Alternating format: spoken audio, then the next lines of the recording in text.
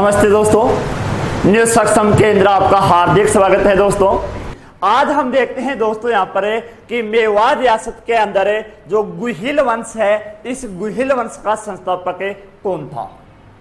तो गुहिल या गुहिलौत या गुहिलादित्य, गुहिलादित्य। अब देखते हैं, गुहिल के नाम पर ही यहां पर इसके अंदर गुहिल वंश की स्थापना की गई थी। अब देखते हैं यहां पर कि मेवाड़ के अंदर, मेवाड़ में गुहिल वंश की स्थापना कब की गई थी। 566 ईस्वी के अंदर यहां पर गुहिल वंश की स्थापना की गई थी। अब कई बार पूछ लेता है यहां पर कि मेवाड़ में गुहिल वंश का संस्थापक कौन है, या मूल पुरुष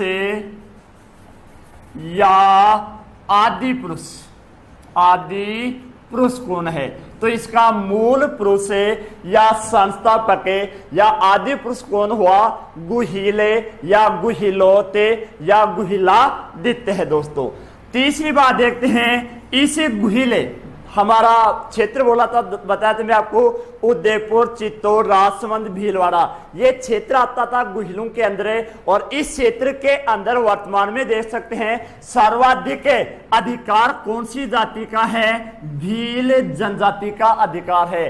तो इस गुहिल ने क्या किया था, भील जनजाति से अच्छा लगाव था इसका। एक तो भील जाति से इसका क्या था, अच्छा लगाव था। इसलिए भील क्या मानते थे, इस गुहिल को अपना नेता मान लेते थे। यानी भील यहाँ पर जो जनजाति थी, ये भील जनजाति गुहिल को अपना क्या मानती थी, यहाँ पर नेता मानती थी। और इसने यहाँ पर आराम से यहाँ पर शासन कर लिया था। दोस्तों तो हमारा क्वेश्चन आता है कई बार यहाँ पर कि मेवाड़ के अंदर जो गुहिल वंश का संस्थापक कौन हुआ। गुहिले या आदि पुरुष का नाम पूछ लेगा तो गुहिली है या आदि पुरुष कौन है, तो गुहिल माना गया। और भील जनजाति अपना नेता या अपना ईश्वर या भगवान किसको मानती थी, इसी गुहिल को यहाँ पर मानती थी। अब इसी गुहिल का पुत्र हुआ दोस्तों, जिसका नाम था नागादित्य। ये गुहिल वंश का 8वां वंशज था। गुहिल वंश का 8वां वंशज कौन हुआ यहाँ पर, नागादित्य। अभी इसने, नागादित्य ने यहाँ पर सबसे बड़ी गलती कर दी थी दोस्तों, अन्यथा ये अपना शासन कर लेता। लेकिन इसने क्या किया, एक तो इसने अपना नागदा को अपनी राजधानी में नहीं, नागदा को अपनी राजधानी बना ली थी। यानी नागरी से के स्थान पर इसने अपनी राजधानी कहां पर बनाई थी, नागदा को। तो नागदा को राजधानी बनाने वाला शासक कौन था, नागादित्य, जो हमारे गुहिल वंश का कौन सा वंश था, यहाँ पर 8वां वंश था। दूसरी बात है, इसने जो सबसे बड़ी गलती की थी वो की थी भीलों के साथ में। यानी भीलों के साथ में इसका अच्छा लगाव नहीं था। अगर यहाँ पर इसका भीलों के साथ में अच्छा लगाव नहीं था तो ये भील क्या कर देते हैं, इस नागादित्य की यहाँ पर क्या कर दी जाती है, हत्या कर दी जाती है। जब नागादित्य की हत्या की गई थी उस समय इसका एक पुत्र था जिसका नाम था कालभोज या मालभोज या बप्पा रावल। तो उसके बारे में हम यहाँ पर चर्चा करें दोस्तों, कालभोज या बप्पा रावल।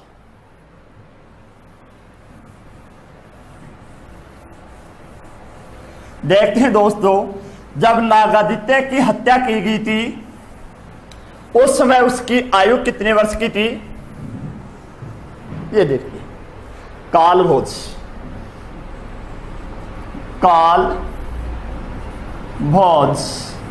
या बप्पा रावल या माल भोज, कालभोज या बप्पा रावल।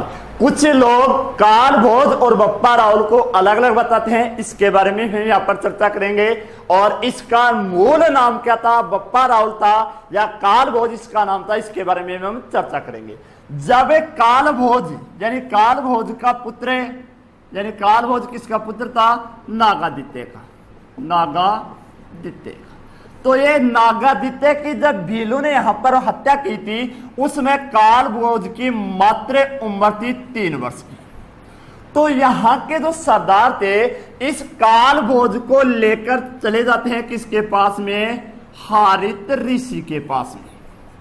यानी भीलों से बचाने के लिए ये लोग किसके पास में लेकर आते हैं, काल भोज को हारित ऋषि के पास में इसको लेकर आ जाते हैं। तो ये व्यक्ति क्या करता था, इस हारित ऋषि की गायें चराया करता था, गायें चराता था। और इस हारित ऋषि ने इस काल भोज को आशीर्वाद दिया था कि आप हमारे जो मेवाड़ क्षेत्र के अंदर है इसके आप शासक बन सकते हो। इसी आशीर्वाद के तहत इसने क्या किया था, 734 ईस्वी के अंदर चित्तौड़ का राजा था उस समय, यहां पर मौर्य वंश का राजा था, राजा मान राज, इसे मान मौर्य के नाम से भी इसे जाना जाता है। तो इसी काल भोज ने क्या किया, 734 ईस्वी के अंदर चित्तौड़ के शासक राजा मान मौर्य को इसने क्या किया था, यहाँ पर पराजित किया था। तीसरी बात है, इसी हारित ऋषि ने एक उपाधि दी थी, किसको, काल भोज को उपाधि दी थी जिसका नाम है बप्पा रावल, बप्पा रावल। तो इस व्यक्ति ने यानी हारित ऋषि ने उपाधि दी थी काल भोज को, और वो उपाधि कौन सी थी, बप्पा रावल के नाम से इसे जाना गया था, यानी उपाधि दी गई थी। अब देखते हैं, कुछ विद्वान इसे बप्पा रावल बोलते हैं, कुछ विद्वान इसे क्या बोलते हैं कि ये इसका मूल नाम बप्पा रावल था, कुछ विद्वान बोलते हैं कि ये तो उपाधि है। तो एक तो हारित ऋषि ने इसे उपाधि दी, कौन सी, बप्पा रावल की उपाधि दी। दो विद्वान देख लेते हैं, colonel James Tod, colonel James Tod, और एक आता है हमारा मोहनोत नैन्सी, मोहनोत नैन्सी। ये भी क्या बताते हैं, इसका मूल नाम तो बता रहे हैं क्या, काल भोज, काल भोज बता रहे हैं, और ये उपाधि बताई गई थी इसकी बप्पा रावल की, बप्पा रावल की। यानी मोहनोत नैन्सी और कर्नल जेम्स टोड ने इसका मूल नाम क्या बताया था, काल भोज बताया था, और उपाधि बताई थी क्या, बप्पा रावल की से उपाधि बताई गई थी। एक है हमारा दूसरा विद्वान है श्यामल दास, श्यामल दास। श्यामल दास का एक केवल पूछ लेता है कि श्यामल दास का ग्रंथ कौन सा था, वीर विनोद, वीर विनोद। श्यामल दास का ग्रंथ का नाम पूछ लेता है, तो इसके ग्रंथ का नाम क्या था, वीर विनोद। वीर विनोद के अंदर इसका मूल नाम क्या बताया गया था, बप्पा रावल इसका मूल नाम बताया गया था, और इसकी उपाधि बताई गई थी क्या, काल भोज। उपाधि बताई गई है इसकी क्या, काल भोज इसकी उपाधि बताई गई दोस्तों। तो श्यामल दास के अनुसार तो बप्पा रावल इसका मूल नाम था, और इसकी उपाधि क्या बताई गई थी, काल भोज या माल भोज बताई गई थी। और कर्नल जेम्स टोड और मोहनोत नैन्सी ने इसका मूल नाम क्या बताया था, काल भोज बताया था, और इसकी उपाधि क्या बताई गई थी, बप्पा रावल इसकी उपाधि बताई गई थी दोस्तों। तीसरी बात यहां पर देखते हैं, एक तो हमारी रणकपुर प्रशस्ति, रणकपुर प्रशस्ति। एक आता है आबू अभिलेख, आबू अभिलेख, और इन्हें दोनों के तहत बप्पा रावल और काल भोज को यहां पर क्या बताया गया था, अलग अलग बताया गया था। यानी रणकपुर प्रशस्ति और आबू अभिलेख के अंदर माल काल भोज अलग है और बप्पा रावल अलग है, तो इसको यहां पर अलग अलग बताया गया था दोस्तों। तीसरी बात हम यहां पर देखते हैं, काल भोज या बप्पा रावल से संबंधित ही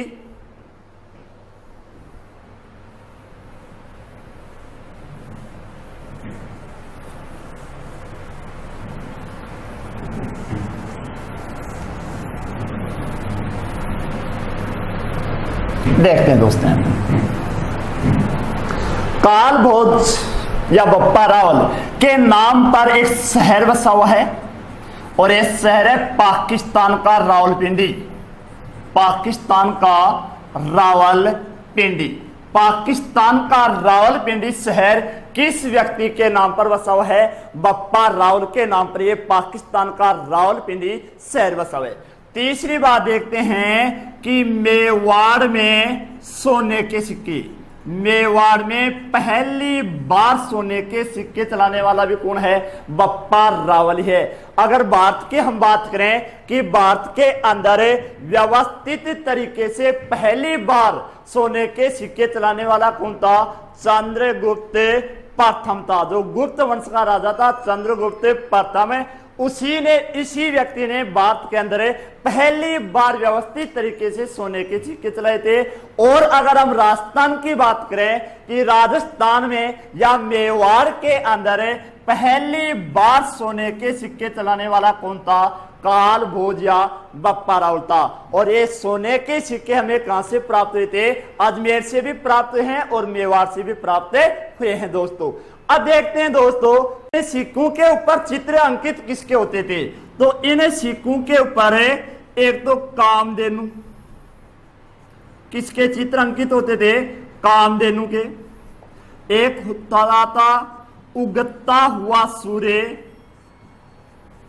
उगता हुआ सूर्य।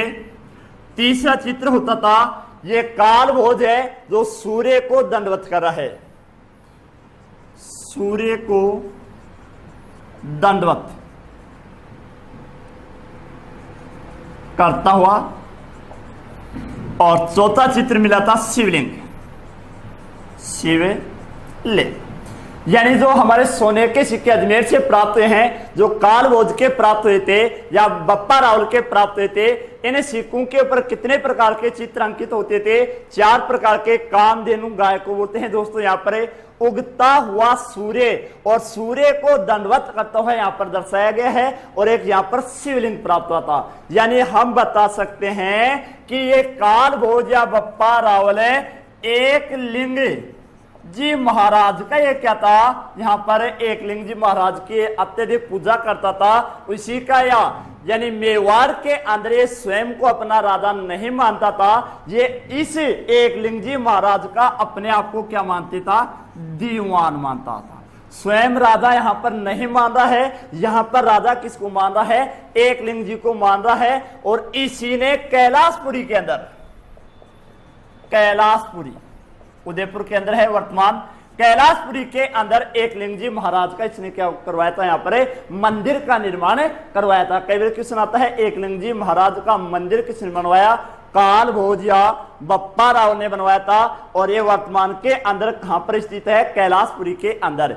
स्वयं अगर ये स्वयं यहाँ पर मेवाड़ का शासक किसको मान रहा है? एकलिंग जी महाराज को। स्वयं को ये क्या मान रहा है? अपना यहाँ पर गुलाम या दास या दीवान मान रहा है। कई बार ये क्या करता था? काल भोज या बप्पा रावल कोई भी कार्य करने से पहले या कहीं पर भी जाता था तो इस एकलिंग जी महाराज से लेता था आज्ञा। क्या लेता था? आज्ञा। और इसी आज्ञा लेने को कहा गया है आस का लेना। क्या कहा गया था? आस का लेना। यानी काल भोज आस का किससे लेता था? एकलिंग जी महाराज से आस का लेता था। तीसरी बात की अगर हमें चर्चा करूं, कई बार क्वेश्चन आ जाता है कि बप्पा रावल या काल भोज इतना बड़ा इसका शरीर बताया गया था कि ये एक साथ 2 भैंसों की क्या करता था? बलि देता था। यानी इसका दुपट्टा कितने हाथ का था? 32 हाथ। 32 हाथ का इसका दुपट्टा था। 35 हाथ की इसकी क्या बताई गई थी? धोती थी। और 36 मण का खड़ग। ये जनश्रुति है दोस्तों, इतना बड़ा शरीर नहीं हो सकता, लेकिन हमें यहां पर बताया गया था, जो बुकों के अंदर है उसके बारे में हम चर्चा कर रहे हैं। दशरथ शर्मा और कर्नल जेम्स टोर ने दोनों ने बताया था कि इस बप्पा रावल का जो दुपट्टा होता था ये 32 हाथ का होता था। 35 हाथ की इसकी धोती थी और 36 मण। एक मण के अंदर दोस्तों 40 किलो होता है। यानी मेरे हिसाब से कितने किलो हो जाएगा? 1280 किलो का इसका खड़ग होता था। युद्ध के अंदर ये 1280 किलो का खड़ग पहन कर जाया करता था दोस्तों। तो इसके बारे में भी देख लेना, कितने हाथ का है, 32 हाथ का है, 35 हाथ का क्या है इसकी धोती है, और खड़ग कितने का मेहनता था, 36 मन यानी 1280 किलो का इसके पास में खड़ग था। और इसकी मृत्यु हो जाती है दोस्तों, और इसकी छतरी कहां पर बनी हुई है, कई बार क्वेश्चन आ जाता है बप्पा रावल की छतरी कहां पर बनी हुई है, तो बप्पा रावल की छतरी नागदा में, कहां पर स्थित है इसकी छतरी, नागदा के अंदर इसकी छतरी बनी हुई है दोस्तों। तीसरी बात देखते हैं इसकी मृत्यु कब हुई थी, तो इसकी मृत्यु हुई थी 753 ईस्वी के अंदर इसकी मृत्यु हो जाती है, और इसकी छतरी बनी हुई है नागदा के अंदर। कुछ इसके बाद में कड़ी के अंदर एक शासक आता है मेवाड़ी के अंदर, और उस शासक का नाम है अलहड़।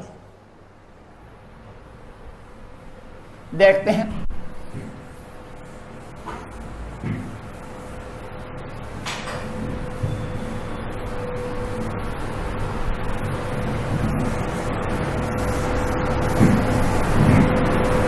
अलहड़ के बारे में।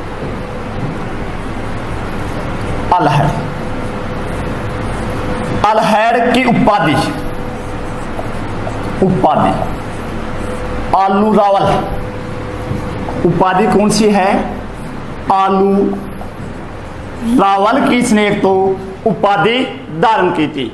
अलहड़ की उपाधि कौन सी है, आलू रावल। तीसरी बात, राजधानी परिवर्तित हो जाती है दोस्तों। क्वेश्चन इस बात का ध्यान रख लेना, मेवाड़ की सर्वाधिक राजधानियां रह चुकी हैं, और इसी से संबंधित हमारा यानी उस समय अभी तक राजधानी कहां पर थी, नागदा। नागदा के स्थान पर राजधानी कहां पर गई, आहाड़ में। कहां पर चली गई, आहाड़ में। नागदा को राजधानी बनाने वाला कौन था, नागादित्य था, और ये आहाड़ को राजधानी बनाने वाला कौन है, अलहड़ है। देखो यहां पर टेंशन लेने की जरूरत नहीं है, अलहड़ में भी क्या है, है, और आहड़ में भी क्या है, तो ऐसे क्या मिल जाएगा दोस्तों। तो नागदा के स्थान पर आहाड़ को राजधानी बनाने वाला भी कौन था, अलहड़ी था। तीसरी बात यहां पर देखते हैं, अलहड़ से संबंधित इसने एक विवाह किया था हुणे राजकुमारी हरिया देवी। हुणे राजकुमारी हरिया देवी के साथ में इसने क्या किया था, विवाह किया था। और ये हुण जाति होती है, एक लड़ाकू जाति थी दोस्तों, ये लड़ाकू जाति है, और ये विदेशी जाति है हुण जाति। तो राजस्थान का प्रथम अंतरराष्ट्रीय विवाह है, राजस्थान का प्रथम अंतरराष्ट्रीय विवाह है, और भारत का प्रथम अंतरराष्ट्रीय विवाह, दोनों के बारे में हम यहाँ पर चर्चा करें। राजस्थान का प्रथम अंतरराष्ट्रीय विवाह है अलहड़ व हरिया देवी के मध्य हुआ था, और भारत का प्रथम अंतरराष्ट्रीय विवाह है, ये देखते हैं चंद्रगुप्त मौर्य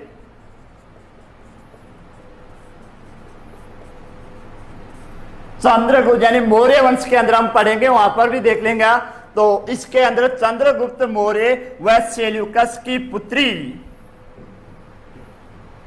मीनाक्ष, इसके बारे में भी हम देखेंगे जब चंद्रगुप्त मौर्य यानी मौर्य वंश पढ़ेंगे वहां पर भी। तो ये राजस्थान का प्रथम हमारा क्या दिया गया है, अंतरराष्ट्रीय विवाह है अलहड़ व हरिया देवी के मध्य, और ये हुणे राजकुमारी थी, ये एक लड़ाकू जाति। तीसरी बात यहां पर देखते हैं, तो हमारा क्वेश्चन इंपोर्टेंट क्वेश्चन बनता है उसके बारे में। हुणे राजकुमारी, हुणे एक लड़ाकू जाति है। दूसरी बात है, कुछ दिन के लिए तो ये हरिया देवी यहां पर कार्य करती है, लेकिन कार्य से परेशान हो जाती है, और उसके बाद में क्या करती है, कार्य करने से मना कर देती है। ये बोलती है अलहड़ को कि आप यहाँ पर नौकर रख लो। तो यहाँ पर अलहड़ ने यहाँ पर क्या कर लिया, नौकर रखना प्रारंभ कर दिया था, और इसीलिए राजस्थान में पहली बार नौकरशाही